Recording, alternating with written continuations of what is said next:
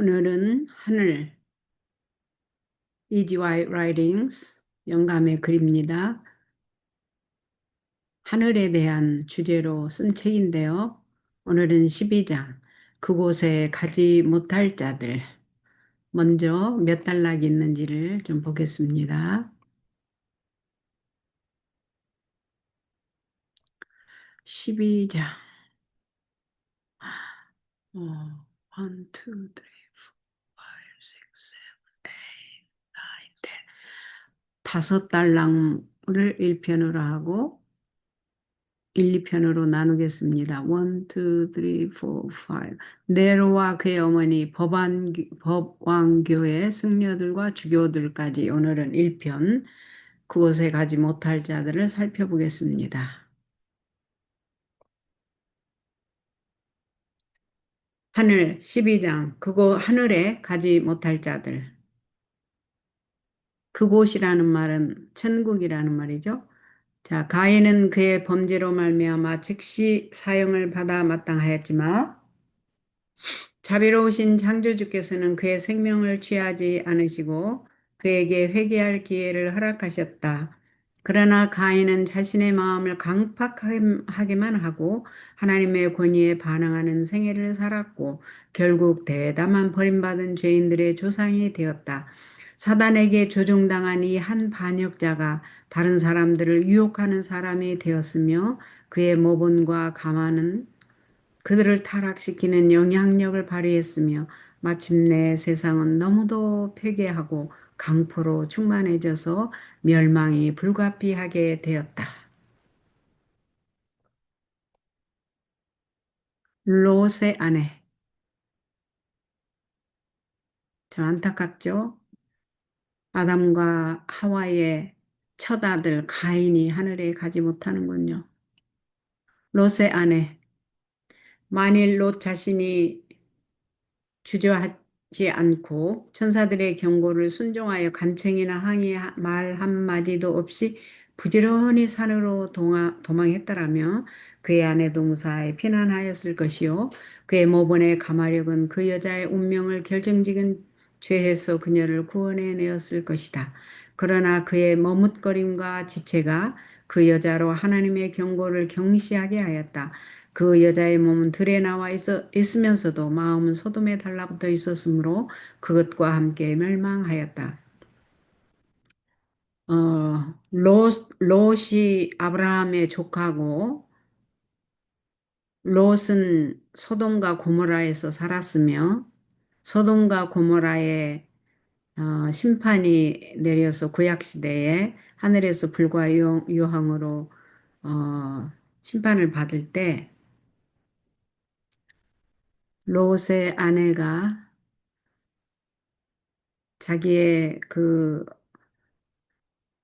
집에 재산들을 생각하므로 도망은 가야 되겠는데 마음은 그 자기 놓고 온 재산, 집에다 놓고 온 재산들에게 달라붙어 있었으므로 소금기둥이 되었죠. 그 뒤돌아보지 말라고 그랬는데 뒤돌아봐가지고, 그죠. 롯의 아내 몸은 들에 나와 있으면서도 마음은 소돔에 달라붙어 있었으므로 그것과 함께 멸망하였다. 그분의 심판으로 그녀의 재산과 자녀들이 파멸을 당하게 된 까닭에 그 여자는 하나님을 배반하였다. 비록 그 여자는 사악한 도시에서 불러냄을 받음으로 그처럼 큰 은총을 입었을지라도 여러 해 걸려 모은 재산이 잿더미가 되도록 버려 두어야 했기 때문에 자신이 가혹한 취급을 받는다고 생각하였다. 감사함으로 구원을 받아들이는 대신에 그 여자는 하나님의 경고를 거역한 자들의 생명을 동경해서 주제넘게도 뒤를 돌아다 보았다. 분명히 천사가 뒤를 돌아보지 말라고 그랬거든요. 그 여자의 죄는 그녀가 살 가치가 없다는 것을 보여줬다. 곧 그 여자는 생명의 보호에 대하여 그다지 감사를 느끼지 않았다.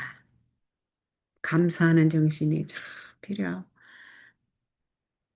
아까 가인의 같은 경우에는 하나님께서 분명히 양의 제사를 드리라고 그랬는데 하나님 말씀을 경홀히 여기고 무시하고 자기가 하고 싶은 대로 제사를 올렸었고 롯의 아내도 천사가 뒤도 돌아보지 말고 도망하라고 했는데 자기 재산을 탐내 아까워가지고 뒤를 돌아보므로 소동개둥이 됐고 이제 사울 왕을 보겠습니다.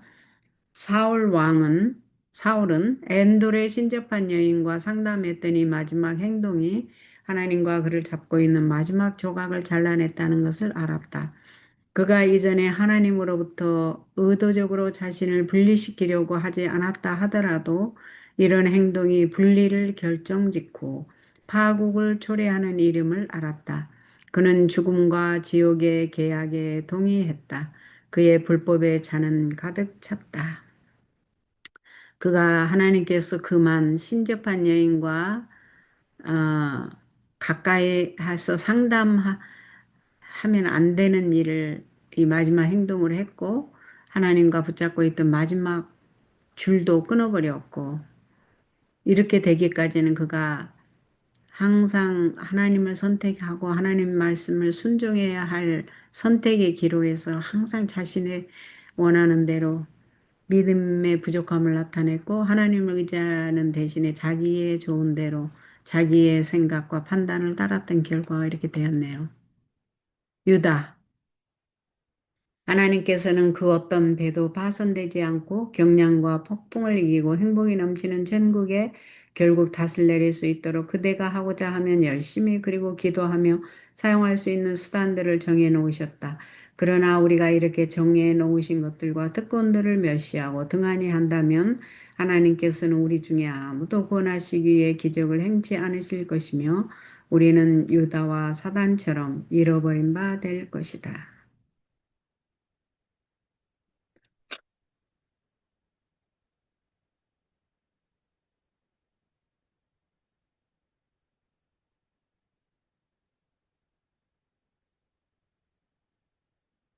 유다는 또 어떤가요? 유다도 인간적으로 볼 때는 그 제자들보다 훨씬 유능한 사람처럼 보였지만 그는 늘, 어,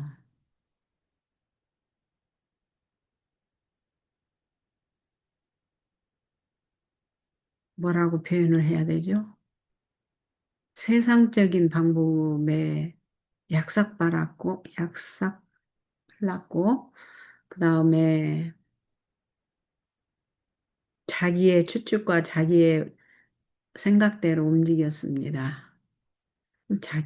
하나님께 기도하고 상담하지 않고 자기의 뜻대로 하는 사람들이 아무리 똑똑하고 머리가 좋고 세상적으로 야가도 이렇게 하나님 사업에서는 성공을 하지 못하는 걸 알 수 있네요. 헤로디아, 빌라도, 예수의 십자가 죽음에 직접적으로 가담한 개인들. 음. 이제는 크게 동요하는 무리들 앞에서 인내의 순환자가 갈바리로 가는 길을 따라가고 하늘의 왕께서 십자가에 달리시고 교만한 제사장들과 조롱하는 폭도들이 죽어가는 구분의 고민을 조롱하고 초자연적 흑암이 나타나고 땅이 흔들려 바위가 깨지며 무덤이 열리므로 세상의 구주께서 생명을 버리시는 순간을 알려주는 마지막 광경들이 나타난다. 이와 같이 전에 있었던 그대로의 무서운 광경들이 나타난다. 사단과 그의 사자들과 그의 백성들은 그들이 한 일이 드러나지 못하도록 막을 힘이 없다. 각 일을 담당했던 자는 그가 한 역할을 회상한다.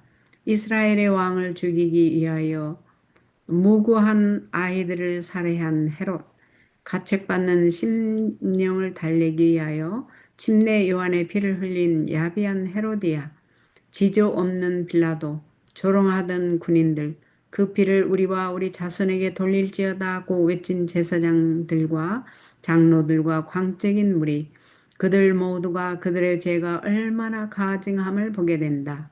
구원받은 무리들이 그들의 면류관을 구주의 발 앞에 던지면서 그분께서 나를 위하여 돌아가셨다고 부르짖을 때 악한 자들은 구주의 얼굴에 나타난 거룩한 위엄과 찬란하게 빛나는 햇빛을 피하려고 애쓰지만 헛된 노력이 되고 만다. 대쟁투 666쪽에 더 자세히 나와 있습니다. 주님께서 하나님의 아들이라고 주장하신 말씀을 조롱한 자들도 이제는 말이 없다. 거기에는 왕이라는 주님의 칭호를 조롱하므로 군인들에게 명령하여 주님께 왕으로 관을 씌우게 한 교만한 헤롯도 있다. 불경건한 손으로 주님께 자색 옷을 입히고 주님의 거룩한 이마에 가시관을 씌우고 저항하지 않는 손에 가짜 호를 들리고 참난된 조롱으로 그분 앞에서 절을 한 바로 그 사람들도 있다. 생명의 왕을 때리고 침을 뱉던 자들이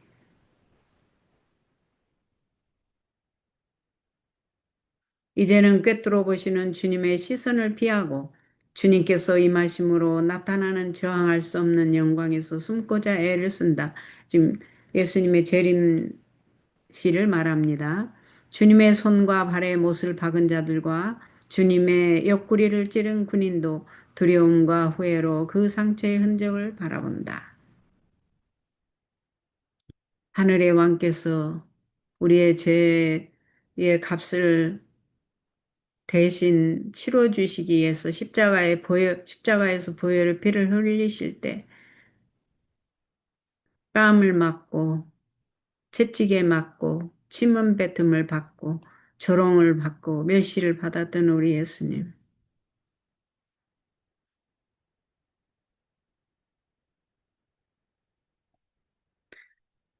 제사장들과 장로들은 갈바리의 사건을 놀라울 정도로 환하게 회상한다. 그들은 머리를 흔들면서 악마적 기쁨에 사로잡혀 부르짖던 이를 공포감에 사로잡힌 채 기억한다. 저와 남은 구원하였으되 자기는 구원할 수 없도다. 저가 이스라엘의 왕이로다. 지금 십자가에서 내려올지어다. 그러면 우리가 믿겠노라. 저가 하나님을 신뢰하니 하나님이 저를 기뻐하시며 이제 구원하실지라. 제 말이 나는 하나님의 아들이라 하였도다.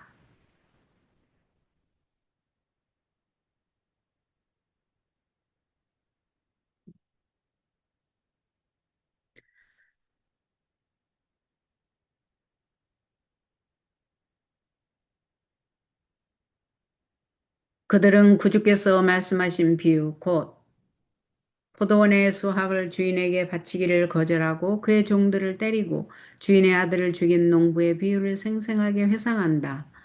그들은 또한 그들 자신에게 선고된 말씀을 기억한다. 포도원의 주인은 이 악한 자들을 진멸할 것이다. 그 불성실한 자들의 죄와 그들이 받을 형벌에서 제사장들과 장로들은 그들 자신이 취한 행동과 바로 그들의 운명 자체를 본다. 이제는 인간적 고민의 절규가 나타난다. 저를 십자가에 못 박게 하소서, 십자가에 못 박게 하소서 하고 예루살렘 거리에 울려 퍼졌던 것보다 한층 더 큰 소리로 그는 하나님의 아들이다. 그는 진실로 메시아다라 하는 두려운 실망의 통곡이 일어난다. 그들은 만왕의 왕 앞에서 피하고자 노력한다. 그들은 천연계 이변으로 생긴 깊은 동굴 속에 그들의 몸을 숨기고자 헛된 노력을 한다.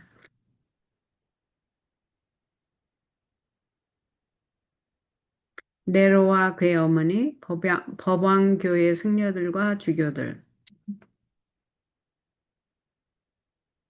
속량함을 받은 무리들 중에는 그리스도의 사도들, 용감한 바울, 열심 있는 베드로, 주님을 사랑하고 주님의 사랑을 받은 요한, 그리고 진실한 마음을 가진 형제들과 많은 순교자의 큰 무리가 있다. 그러나 성벽 밖에는 일찍이 그 사람들을 박해하고 투옥시키고 살해한 자들이 각장 비루하고 가증한 자들과 함께 있다. 거기는 한때 그리스도인들을 고문하고 그들의 극심한 고통을 보고 악마적 기쁨을 느끼던 잔인무도한 네로도 있다. 그는 이제 하나님의 백성들이 의기양양하게 즐거워하는 모습을 본다. 네로의 어머니도 거기서 자기가 한 일의 결과를 목격한다. 네로의 어머니도 거기서 자기가 한 일의 결과를 목격한다. 그는 자기의 아들에게 유전된 악한 품성, 그리고 자기의 감화와 모본으로 말미암아 과격해지고 그릇되게 조장된 감정이 어떻게 세상을 떨게 한 범죄의 열매를 맺었는지 알게 된다. 거기는 또한 그리스도의 대사들이라고 공언하면서 하나님 백성들의 양심을 지배하기 위하여 고문대, 투어, 화영주 등을 사용한 법왕 교회 승려들과 주교들이 있다. 하나님보다 자신을 높이고 지극히 높으신 분의 율법을 변개하고자 한 교만한 법왕들도 거기에 있다. 이 거짓된 교회의 교부들은 하나님 앞에 불갑을 청산해야 할 일이 있다. 그들은 전지하신 하나님께서 당신의 율법에 참으로 마음을 쓰시고 그 율법을 범한 자를 결코 무죄한 것으로 간주하지 않으신다는 사실을 너무 늦게 깨닫는다. 그들은 그리스도께서 당신의 고난당하신 백성들과 마음을 같이 하신다는 것을 깨닫는다. 그리하여 그들은 너희가 여기 내 형제 중에 지극히 작은 자 하나에게 한 것이 곧 내게 한 것이니라고 하신 주님의 말씀이 사실임을 알게 된다.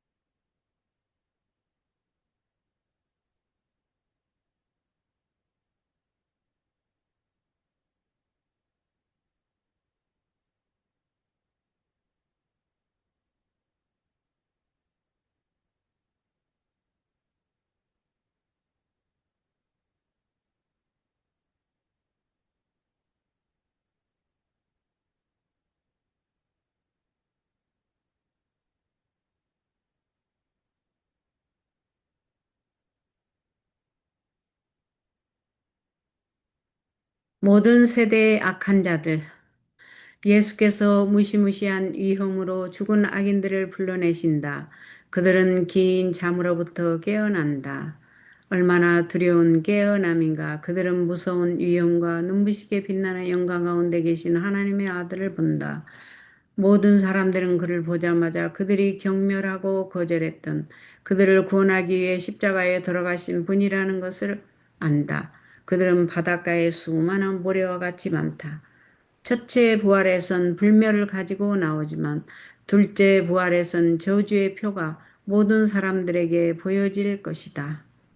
모든 사람들은 그들이 무덤에 들어갔던 그대로 나온다.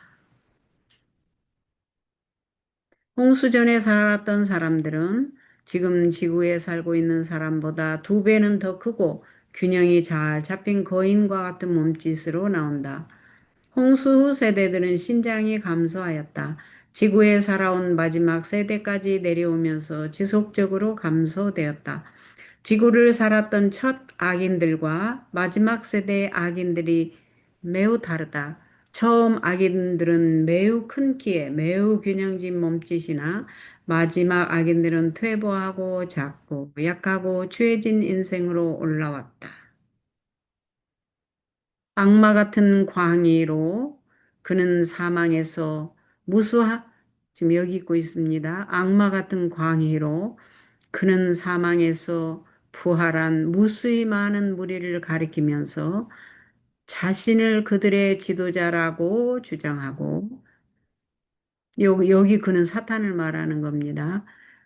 그가 그 성을 탈환하여 자기의 보좌와 나라를 회복할 수 있다고 말한다. 사탄이죠.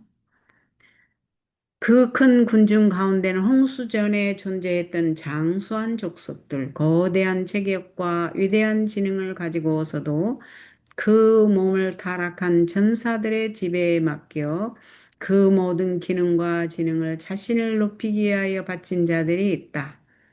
그들은 놀라운 기능을 가지고 세상으로 하여금 그들의 천재적 재능을 우상시하게 하였으나 그들의 잔인성과 사악한 발명이 세상을 더럽히고 하나님의 형상을 훼손하였기 때문에 하나님께서는 그들을 당신의 피조물의 면전에서 쓸어버리셨다. 거기에는 여러 나라를 정복한 왕과 장군들이 있고 싸움터에서 결코 패배해 본 일이 없는 용사들이 있고 접근해 올 때 여러 나라들이 전율할 수밖에 없었던 거만하고 야망적인 전사들이 있다. 그들은 사망을 통하여서도 변화되지 않았다. 그들이 무덤에서 나올 때 그들의 생각은 죽을 때와 똑같은 정복욕에 의하여 행동한다.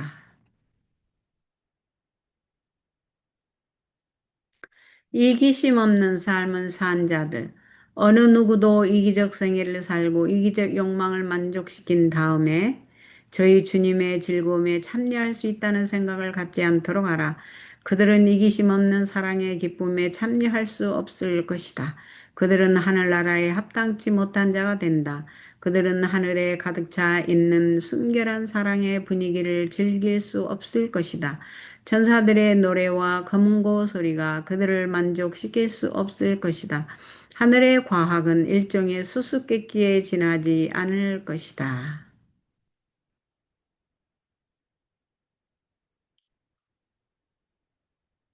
하늘에 대해서 이해하지 못한다는 말이네요.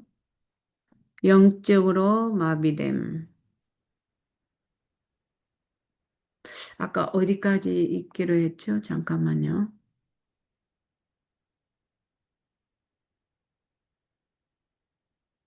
아, 여기까지 읽기로 했는데 여기까지 와버려서 요거 다 읽어야 될 것 같습니다. 영적으로 마비됨. 네, 한번 보십시다. 영적으로 마비됨.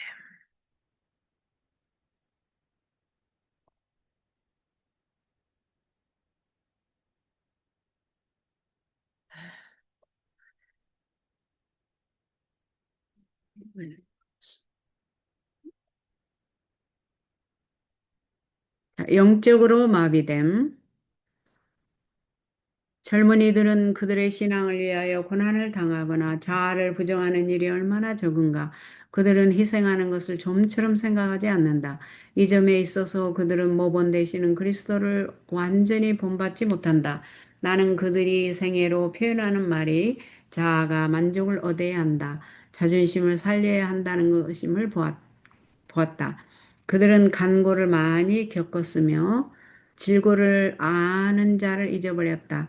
겟세마네 동산에서 겪은 예수님의 고통, 그 동산에서 큰 핏방울처럼 흘린 그분의 땀, 그분의 거룩한 이마를 찌른 가시관도 그들을 감동시키지 못한다.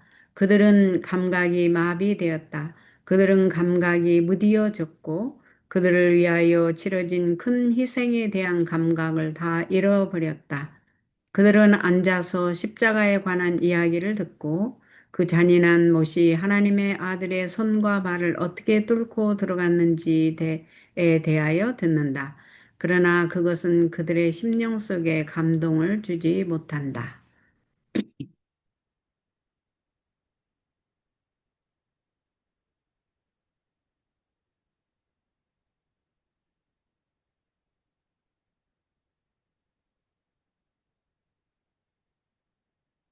천사는 말하였다. 만일 그런 사람들이 하나님의 도성으로 안내되어 그 모든 풍성한 아름다움과 영광이 그들의 소유가 되어 영원히 기쁨을 누리게 될 것이라는 말을 들을 것 같으면 그들은 그 유업이 어느 정도의 비싼 값을 지불하고 그들에게 주어졌는지 깨닫지 못할 것이다.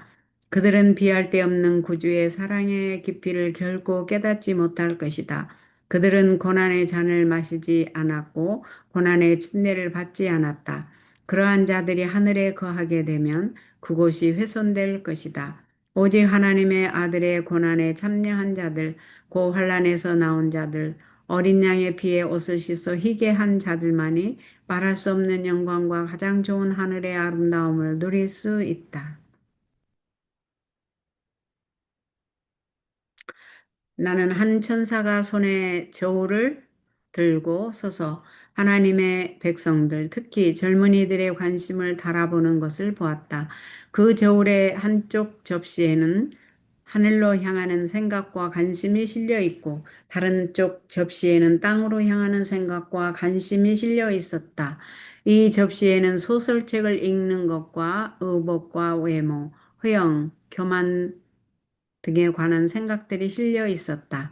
이 얼마나 엄숙한 순간인가. 하나님의 천사들은 저울을 들고 서서 하나님의 자녀로 공언하는 자들, 그 세상에 대하여는 죽고 하나님에 대하여는 살았노라고 주장하는 자들의 생각을 달고 있다.